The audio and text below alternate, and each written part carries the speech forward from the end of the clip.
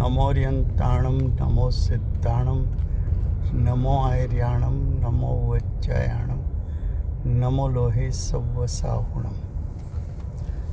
मंगलं भगवान् वीरो मंगलं गौतमो गणी मंगलं कुन्दकुन्दार्यो जैनधर्मोऽस्तु मंगलम्।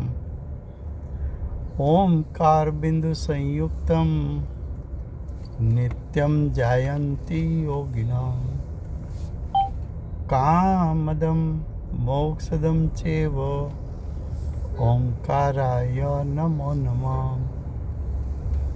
अहोपकार जिनवर्नो कुंदनो ध्वनि दिव्यनो जीन कुंद ध्वनि आप्या अहो आ गुरु कहाननो तुझ ज्ञान ध्यान नो रंग हम या दर्श रहो ओ शिव पद तक तुझ संग माता हाथ ग्रहो।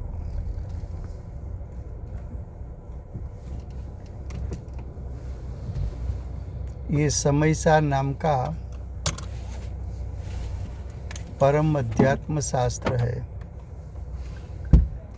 भगवत कुनकुंदाचार्य देव ने मांगलिक करके प्रतिज्ञा की है कि मैं समयसार को कहूँगा। समयसार अर्थात आचार्य भगवान ज्ञायक का स्वरूप दिखाकर ज्ञायक का अवलंबन लेकर ज्ञायक में एकाग्रता होकर जीव को सम्यक दर्शन ज्ञान चारित्र प्रकट होता है। ये बात को सिद्ध करने के लिए आचार्य भगवान ने जीव अजीव अधिकार लिखा। जीव और अजीव दोनों के बीच में भेदरूप श्रद्धान होने से जीव को सम्यक दर्शन की प्राप्ति होती है। कि जीव जीव अधिकार में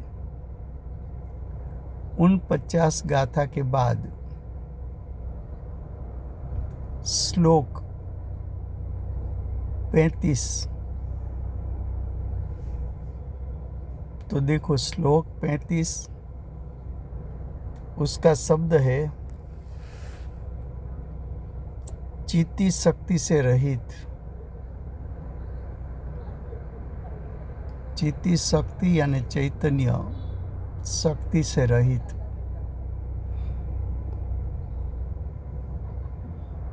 चैतन्य शक्ति जीव का लक्षण है। चित्ती शक्ति जीव की सत्ता में अभेद है।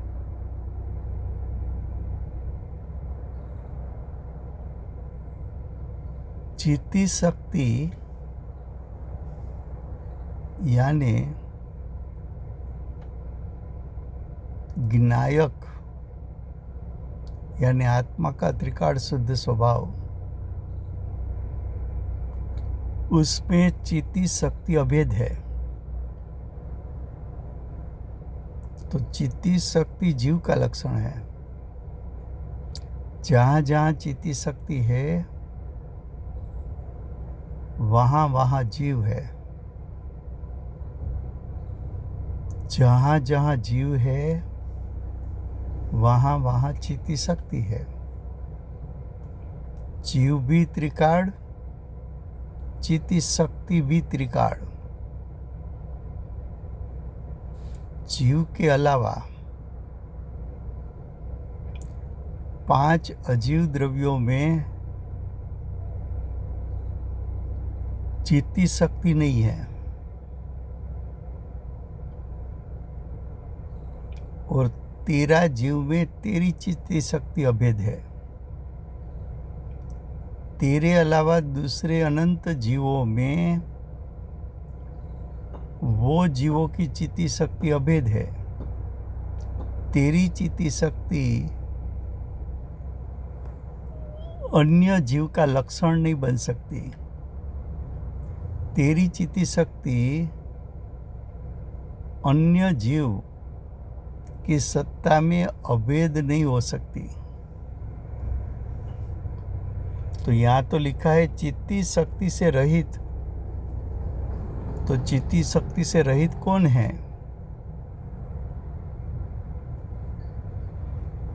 तो कि 5 अजीव द्रव्य चित्ती शक्ति से रहित है। तेरी चित्ती शक्ति से अन्य अनंत जीव भी चित्ती शक्ति से रहित है। 10 प्रकार के परिग्रह में भी चित्ती शक्ति रहित है। शरीर, 5 इंद्रिय और द्रव्य मन वो भी चित्ती शक्ति से रहित है। सत्ता में पड़े हुए कर्म, उदय में आते हुए कर्म, नया कर्म वो भी चित्ती शक्ति से रहित है। कर्म का उदय उसका निमित्त से जो मोह राग द्वेष उत्पन्न होता है, विभाव उत्पन्न होता है, विकार उत्पन्न होता है, वो विभाव, वो विकार, वो मोह राग द्वेष भी चित्ती शक्ति से रहित है।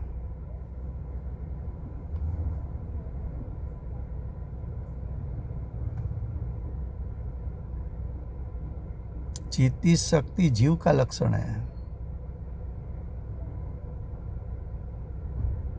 5 अजीव का लक्षण नहीं, परिग्रह का लक्षण नहीं,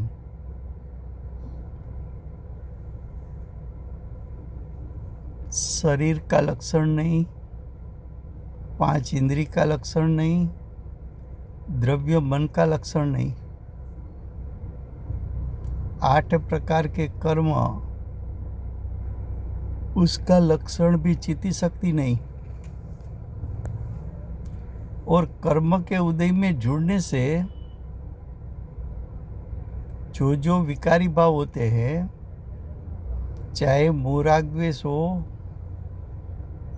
चाहे क्रोधमान माया लोभ हो, चाहे हास्य रति अरति,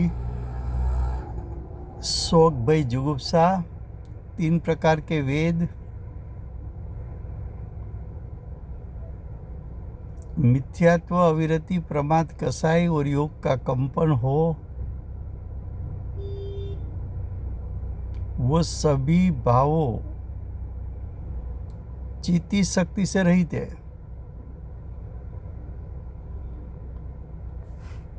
चित्ती शक्ति से रहित है, उसका अर्थ वो सब जीव नहीं है, वो तेरी सत्ता नहीं है। वो सत्ता तेरी सत्ता से भिन्न है। दोनों के बीच में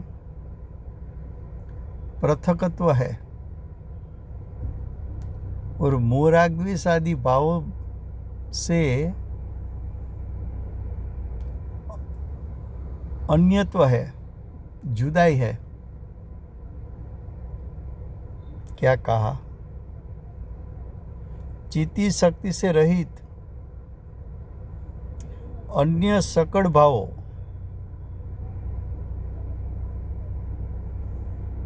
पांच अजीव द्रव्य का भाव हो, तेरे अलावा अनंत जीवों का भाव हो, कि कर्म के उदय के कारण जो भाव का भाव उत्पन्न हुआ, ऐसे भावों में चित्ती शक्ति व्यापी हुई नहीं है। वो भाव में चित्ती शक्ति अभेद नहीं है, उसमें चित्ती शक्ति नहीं है, इसलिए वो अजीव है, अचेतन है, जड़ है। और अचेतन जड़ अजीव का लक्ष्य छोड़कर चित्ती शक्ति जिसमें अभेद है, ऐसे ज्ञायक का लक्ष्य कर ले।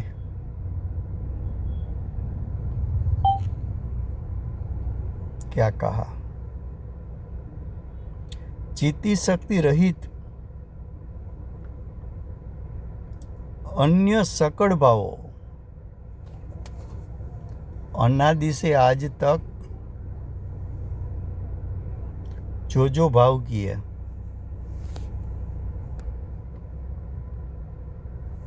चाहे वो भाव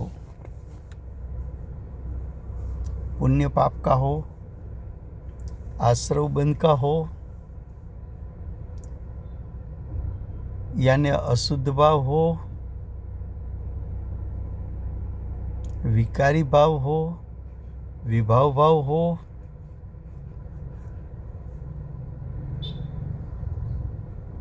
ऐसे भावों को मूड से छोड़कर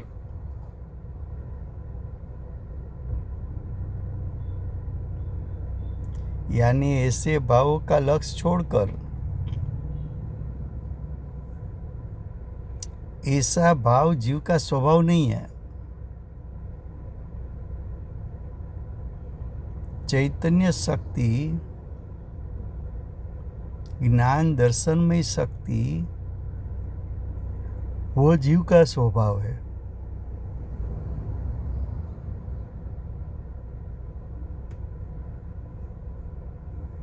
तो अन्य सकड़ भावों के मूड से यानी स्वभाव से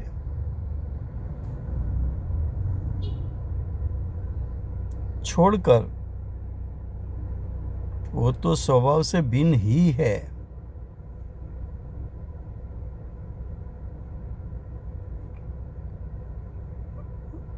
ज्ञायक स्वभाव विकार भाव से रहित कब है?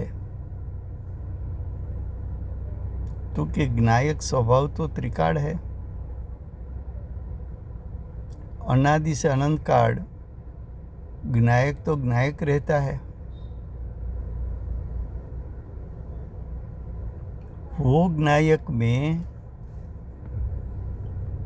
अनादि से अनंत काल में कभी भी विभाव विकार प्रवेश नहीं कर सकता है। इसलिए ज्ञायक विभाव से निर्लेप, विभावों का ज्ञायक ने कभी स्पर्श किया ही नहीं, कर सकता भी नहीं, ऐसा ज्ञायक का मूल स्वभाव है।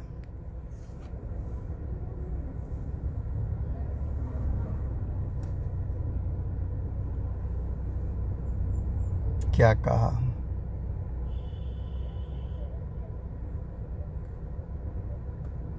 चैतन्य शक्ति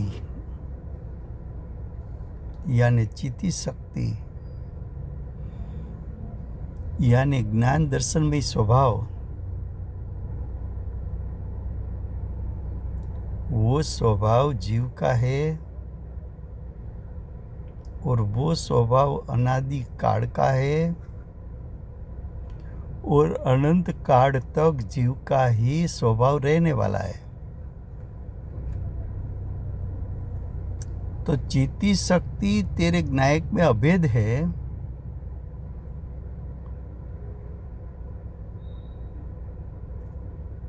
चित्ती शक्ति तेरे ज्ञायक में अभेद है, वो स्वरूप तेरा है। वो स्वरूप जीव स्वरूप है, लेकिन जिसमें चित्ती शक्ति अभेद नहीं है, ऐसे 5 अजीव द्रव्य तेरी चित्ती शक्ति दूसरे अनंत जीवों में भी अभेद नहीं है, ऐसे अनंत जीव 10 प्रकार के परिग्रह, उसमें चित्ती शक्ति नहीं है।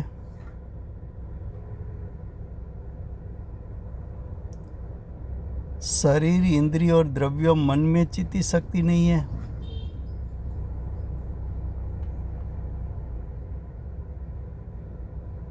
आठ प्रकार के कर्म में चित्ती शक्ति नहीं है। चाहे कर्म सत्ता में हो, उदय रूप हो कि नया बंधन हो, वो एक भी प्रकार के द्रव्य कर्म में चित्ती शक्ति नहीं है। और भावक का भाव यानी जीव का विभाव भाव, उसमें भी चित्ती शक्ति नहीं है, इसलिए ये सब अजीव है।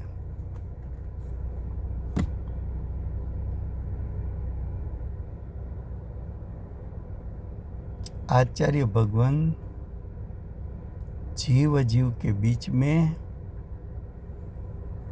भेदरूप श्रद्धान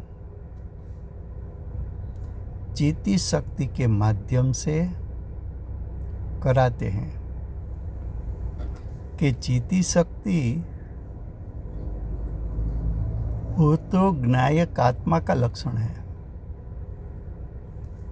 चित्ती शक्ति तो ज्ञायक आत्मा में अभेद है। चित्ती शक्ति लक्षण के द्वारा ज्ञायक ऐसा लक्ष्य उसको तो ग्रहण कर सकता है।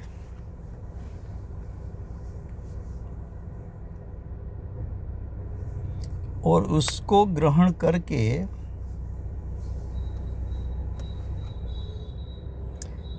तेरे परिणाम में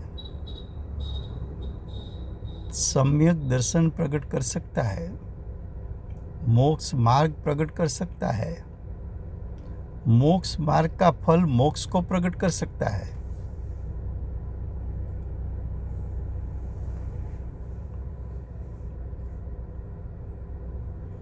तो ऐसे चित्ती शक्ति रहित सभी अजीवों का लक्ष्य छोड़कर, देखो आगे क्या बताया, सकड़ भावों के मूड से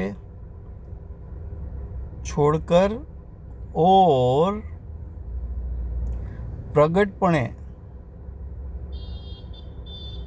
स्वयं की चित्ती शक्ति मात्र भाव का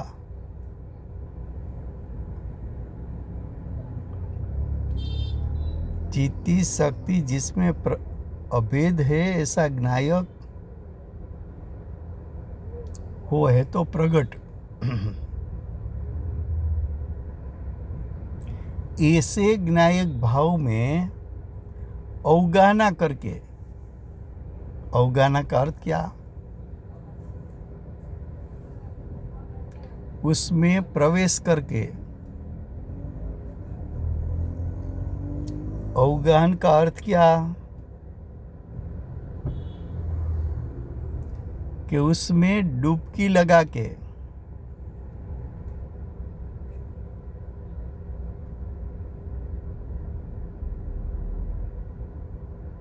क्या कहा, जैसा समुद्र में डुबकी लगाई तो समुद्र के अंदर प्रवेश किया,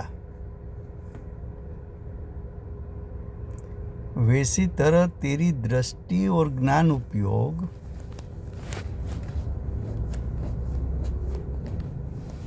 उसने चित्ती शक्ति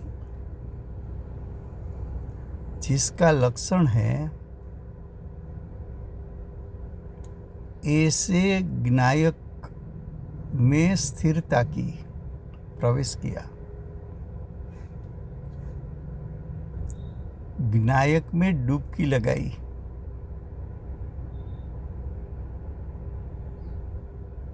जैसे समुद्र में डुबकी लगाकर अंदर में से समुद्र में पड़ा हुआ सच्चे रत्न को ढूंढकर पकड़ लेता है, वैसी तरह दृष्टि और उपयोग ने वर्तमान परिणाम में छुपा हुआ ज्ञायक में प्रवेश करके ज्ञायक में जो अनंत गुण रूप रत्न है, ऐसे अनंत अनंत गुण मध्यदर्य से उछलकर अनंत अनंत गुणों में से आंशिक शुद्धता प्रकट करके जो असंख्यात प्रदेश से उत्पन्न हुआ अनंत गुणों की शुद्धता को, उसका आस्वाद लेकर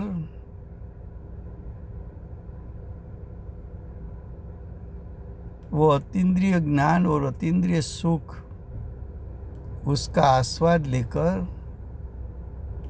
तृप्त हो जा।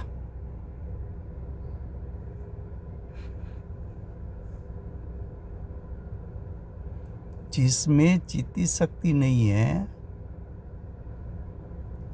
उसका लक्ष्य छोड़ दे। और जो ज्ञायक चित्ती शक्ति स्वरूप है,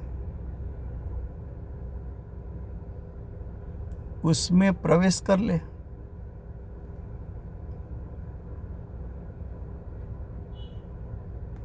अवगाहना करके भव्य आत्मा, भव्य आत्मा यानी जिसमें ऐसी योग्यता है कि सम्यक दर्शन ज्ञान चारित्र प्रकट कर सके, जिसमें ऐसी योग्यता है कि परिणाम में शुद्धता प्रकट कर सके, जिसमें ऐसी योग्यता है कि अपना स्वरूप पर दृष्टि करने से जो ज्ञायक स्वभाव का शक्ति रूप सामर्थ्य वर्तमान पर्याय में प्रकट हुआ, उसका आस्वाद अतीन्द्रिय ज्ञान और अतीन्द्रिय सुख की प्राप्ति करके तृप्त हुआ।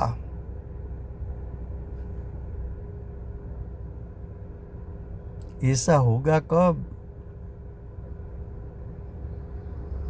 तो कि जो जो पदार्थ चित्ती शक्ति रहित है उसको छोड़ दे, उसका लक्ष्य छोड़ दे।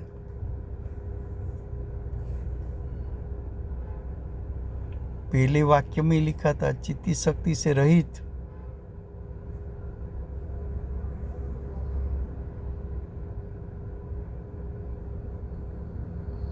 जिसमें चित्ती शक्ति नहीं है, यानी जिसमें चैतन्यमय शक्ति नहीं है, यानी जिसका ज्ञान दर्शन स्वभाव नहीं है, जिसका ज्ञान आनंद स्वभाव नहीं है, तो जिसके पास ज्ञान आनंद स्वभाव नहीं है, तो उसका लक्ष्य करने से अतीन्द्रिय ज्ञान अतीन्द्रिय सुख प्रकट होने वाला नहीं है।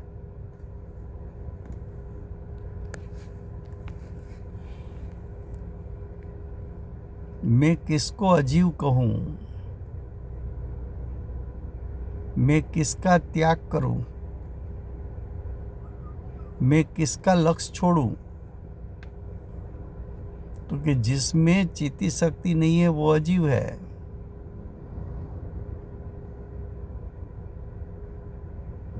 और जिसमें चित्ती शक्ति नहीं है उसका त्याग कर, उसका लक्ष्य भी छोड़ दे, वो तेरे लिए प्रयोजनवान नहीं है।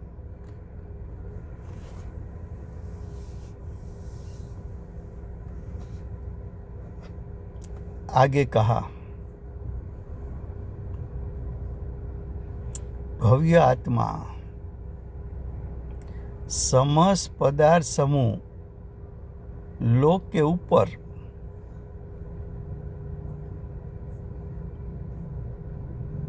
सोगानी जी ने उसके वचनामृत में ऐसा कहा कि मैं सप्तम द्रव्य हूं। 6 द्रव्य से भिन्न सप्तम द्रव्य वो अध्यात्म की अपेक्षा से कहा है। विश्व में जाति अपेक्षा के 6 द्रव्य है,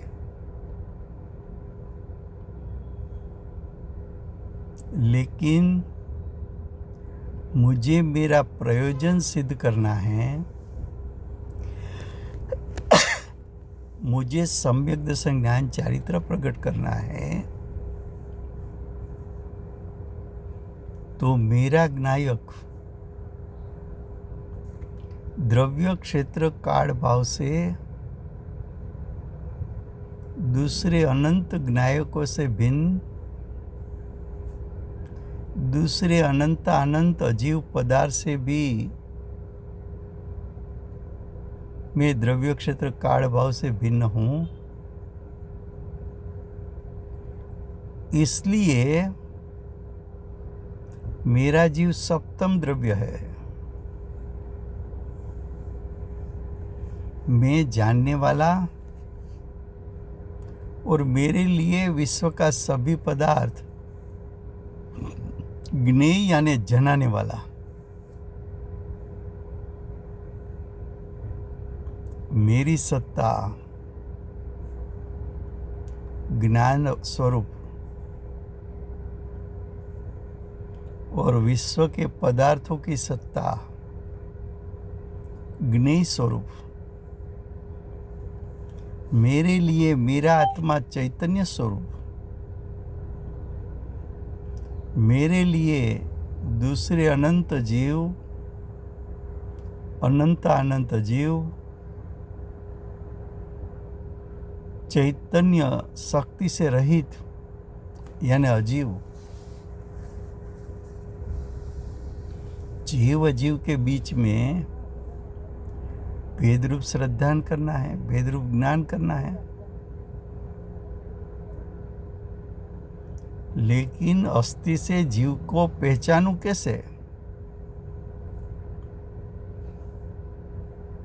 और नास्ति से अजीव को पहचानूं कैसे?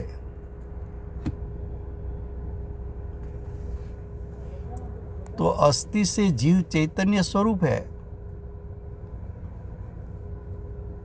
और नास्ति से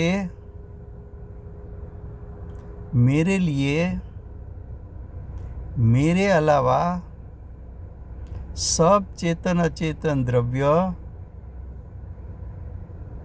मेरा चैतन्य स्वभाव से रहित होने के कारण वो सब अजीव है।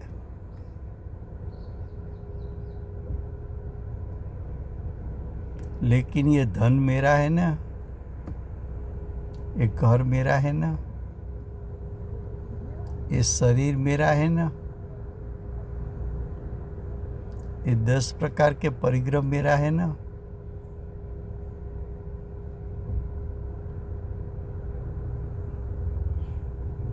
तो किस शरीर में चैतन्य गुण है? ये 5 इंद्रिय में चैतन्य गुण है, ये 10 प्रकार के परिग्रह में 13 चैतन्य गुण है।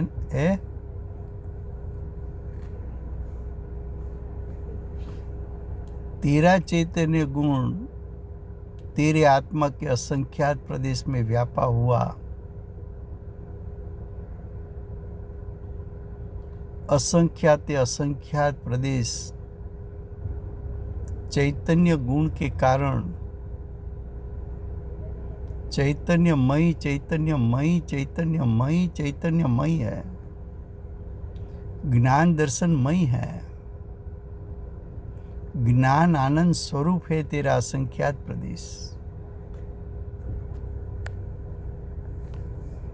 तेरी सत्ता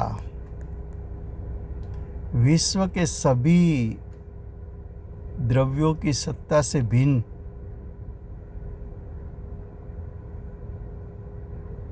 क्या कहा? भव्य आत्मा समस्त पदार्थ स्वरूप लोक के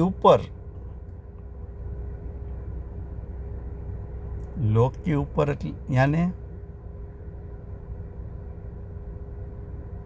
तेरा आत्मा और विश्व के अनंत द्रव्य, उसमें तेरे लिए मुख्य कौन है? तेरा आत्मा है कि विश्व का पदार्थ?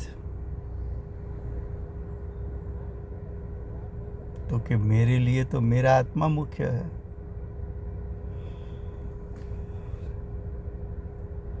समस्त पदार्थ समूह रूप लोक के ऊपर सुंदर रीत से प्रवर्ता, ऐसा सुंदर रीत, उसका अर्थ क्या?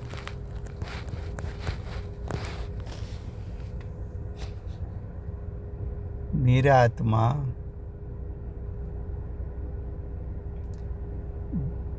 जिसमें निर्मल ज्ञान प्रकट हुआ, मेरा आत्मा उसमें निर्मल ज्ञान स्वभाव है और निर्मल ज्ञान स्वभाव का परिणाम भी निर्मल है, स्वच्छ है, स्वपर प्रकाशक है,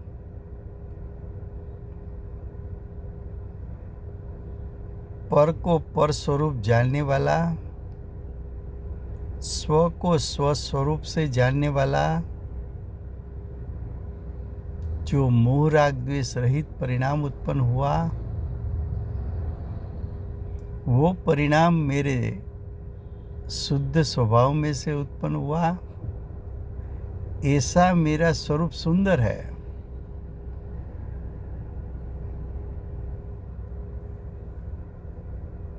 मेरा आत्मा अविनाशी,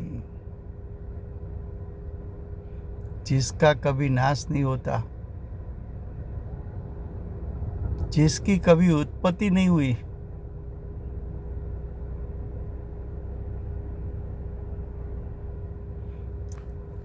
मेरे आत्मा को किसी ने बनाया नहीं है। मेरा आत्मा अन्य पदार्थ में से उत्पन्न हुआ नहीं है। मेरा आत्मा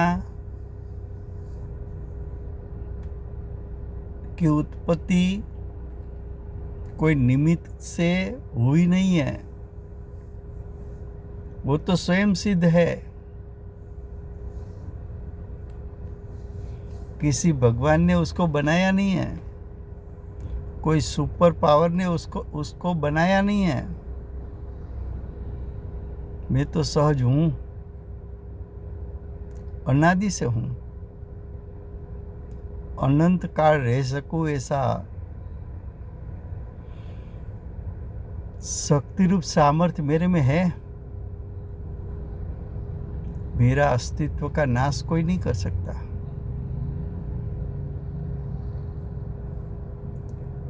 एक केवल अविनाशी,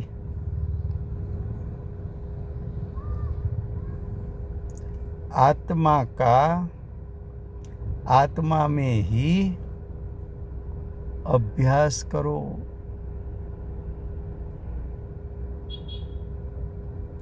तुझे किसका अभ्यास करना है? स्वाध्याय किसका करना है? स्वाध्याय का अर्थ है स्व का अध्ययन। स्व का अध्ययन का अर्थ है स्व का मनन चिंतन। स्व का मनन चिंतन का अर्थ है स्व स्वभाव का मनन चिंतन। स्व स्वभाव का मनन चिंतन इसलिए है कि मनन चिंतन का भी विकल्प छोड़कर स्व में प्रवेश करना है, स्व का लक्ष्य करना है। और स्व का लक्ष्य करने से विकल्प छूट जाता है और निर्विकल्प दशा प्रकट हो जाती है।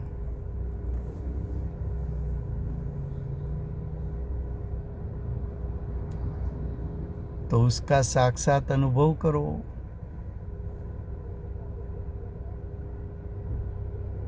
विनायक वो तो अनुभव गम्य है, उसका शब्द से कितना वर्णन हो सके।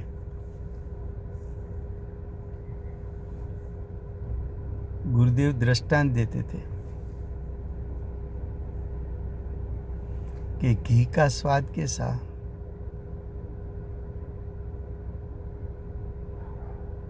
डेली घी खाता है, डेली घी का उपयोग करता है,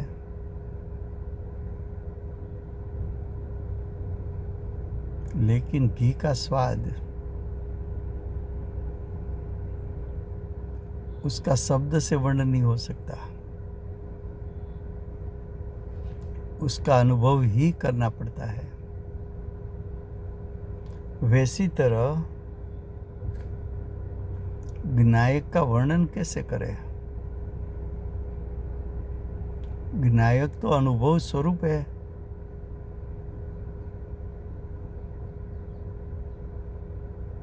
घी एक चमची लेकर मुंह में डाल दे,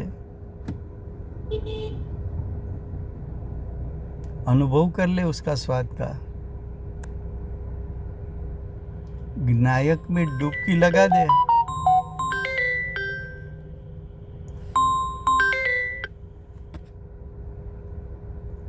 विनायक में डुबकी लगा दे।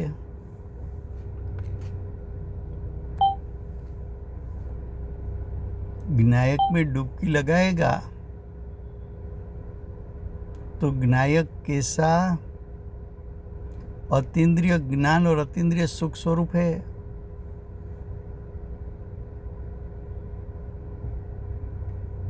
उसका स्वाद का अनुभव हो जाएगा।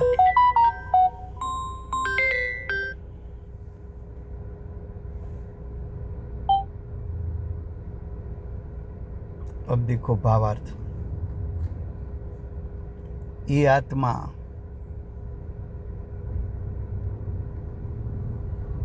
परमार्थ समस्त अन्य भावों से रहित चैतन्य शक्ति मात्र है। उसका अनुभव का अभ्यास करो, ऐसा उपदेश है। टीकाकार आचार्य अमृतचंद्र आचार्य देव ने 35वें श्लोक में ऐसा उपदेश दिया कि तेरा आत्मा परमार्थे यानी प्रयोजन अर्थे, तो तेरा आत्मा प्रयोजन भूत है। तेरे आत्मा के अलावा तेरे लिए पूरा विश्व अजीव है और वो अजीव द्रव्यों तेरे लिए प्रयोजनभूत नहीं है।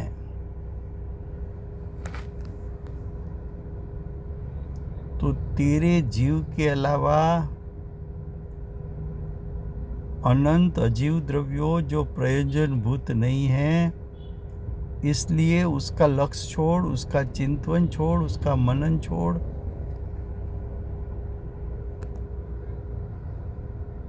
उसका चिंतन मनन छोड़ दूं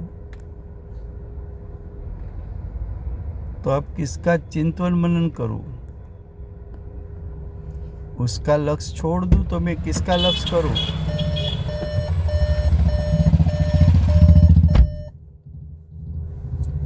तो यहाँ भावार्थ में कहा कि अमृत चंद्र आचार्य देव ऐसा उपदेश दे रहे हैं कि परमार्थ स्वरूप प्रयोजनभूत तो सिर्फ चैतन्य स्वरूप तेरा आत्मा है, तेरा ज्ञायक है, तेरा परम पारणामिक भाव है, तेरा ध्रुव स्वभाव है, तेरी अनंत गुणात्मक सत्ता है, तेरी अनंत धर्मात्मक सत्ता है, तेरा अनंत शक्ति रूप सामर्थ्य जो अभेद ज्ञायक में पड़ा है वो तेरे लिए प्रयोजनभूत है। उस सत्ता का लक्ष्य कर, लेकिन उपयोग एक साथ जीव अजीव दोनों का लक्ष्य नहीं कर सकता।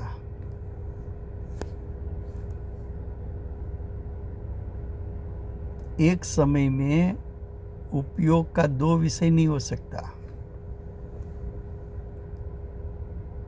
अजीव का लक्ष्य करेगा तो परिणाम में तेरा प्रयोजन प्रकट नहीं होगा। अजीव का लक्ष्य छोड़ेगा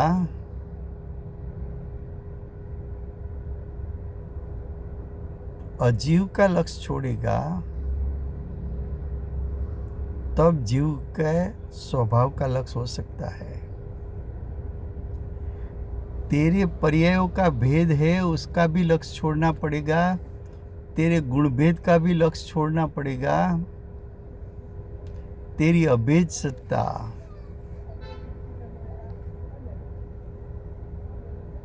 तेरी एकत्व रूप सत्ता, तेरी तन्मय सत्ता, तेरी तदाकार सत्ता, उसका जब लक्ष्य होगा वो कब हो सकता है कि मैं अन्य भाव से रहित हूं और मैं अस्थि से चैतन्य शक्ति मात्र हूं। ऐसा जब निर्णय होगा तब ये होगा। तो कि उसका अनुभव कर, उसका अभ्यास कर, तो ये जीव अजीव के बीच में भेदरूप श्रद्धा और ज्ञान होने से सम्यक दर्शन ज्ञान चारित्र प्रकट होगा। आज का सेशन 45 मिनट्स का है। ये नेक्स्ट टाइम यही श्लोक गुजराती में चलेगा। वर्तमान 24 आखरी शासन नायक बाल ब्रह्मचारी महावीर भगवान नो जय हो। महाविद्य क्षेत्रे बिराजता प्रथम तीर्थंकर धर्म धुरंधर अनंत चतुष्टयना धारक दिव्य ध्वनिना दातार शासन उपकारी श्री सिमंदर भगवान नो जय हो। कड़ीकाड़ सर्वज्ञ केवल ज्ञाननी तळेटी में बैठेला महासमर्थ आचार्य रुद्धिधारी आचार्य ભગવત શ્રી કુંકુંદાચાર્ય દેવનો જય હો. જીવ અજીવ વચ્ચે ભેદ જ્ઞાનનું સ્વરૂપ સમજાવનાર સાક્ષાત ઉપકારી, તીર્થના નાયક, તીર્થના સ્થાપક, તીર્થના પ્રવર્તક, પરમ કૃપાળુ શ્રી સદગુરુ દેવનો જય હો. પૂજ્ય ગુરુદેવનો તીર્થંકર તરીકે મહિમા બતાવનાર સાક્ષાત ઉપકારી, સ્વાનુભવયુક્ત, જાતિસ્પણ જ્ઞાનયુક્ત પ્રશમમૂર્તિ ભગવતી માતનો જય હો.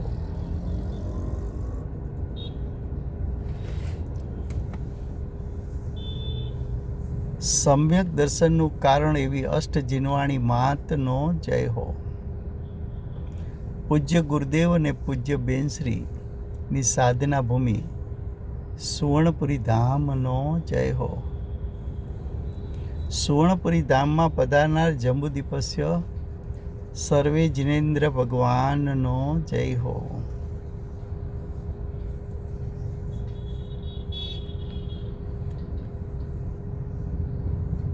24 તીર્થંકર પૂર્વે મોક્ષે જનાર શ્રી બાહુબલી ભગવાનનો જય હો. વર્તમાન ગુરુ અને ધાતુકી વિદેહ ક્ષેત્રના ભાવિ તીર્થંકર શ્રી સૂર્યકીર્તિ ભગવાનનો જય હો.